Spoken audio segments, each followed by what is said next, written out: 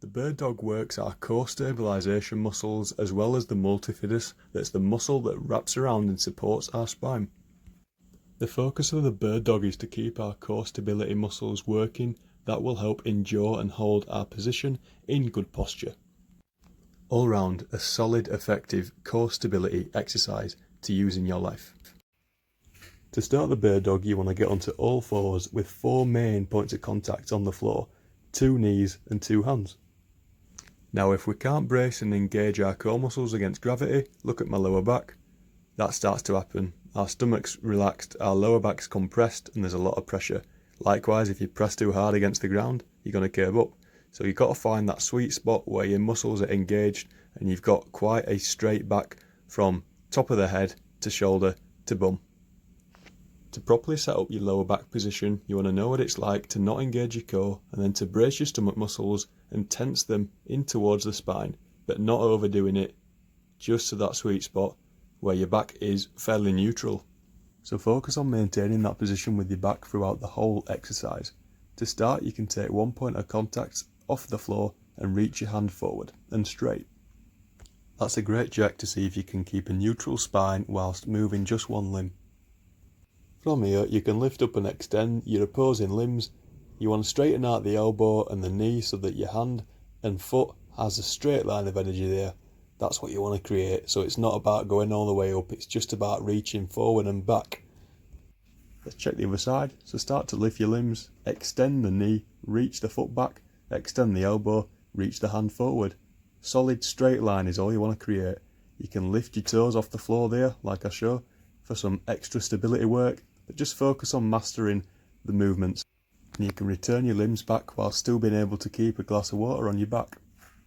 So just remember to keep light stomach tension to help support your spine against the resistance of gravity here.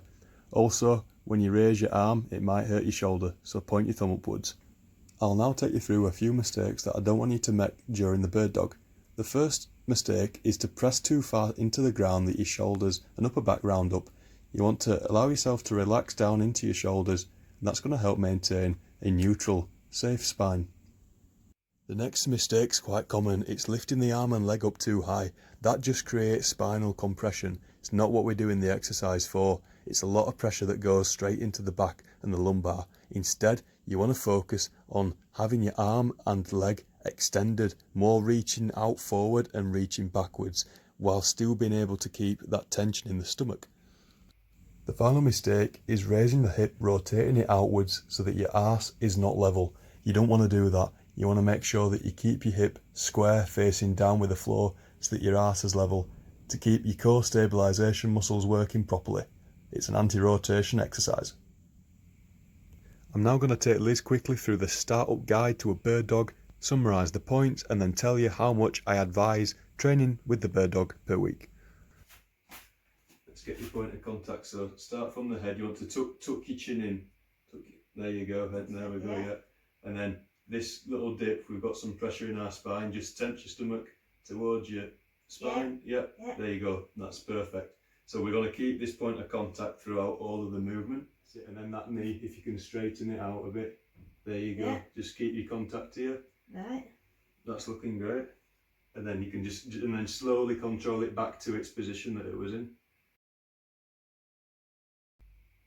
So here's the summary for the bird dog. It's all about creating that long lasting tension from your fingertips to your toes. So it's about extending back and extending forward, not about extending up. Plus, only extend to the point where you can still maintain a good tension in your stomach and neutral spine. Composure, control. It's about keeping the core resisting against that gravity so that you're not letting the spine or stomach drop and sag. With more practice comes more strength and development in core stabilisation, and especially the multifidus muscle.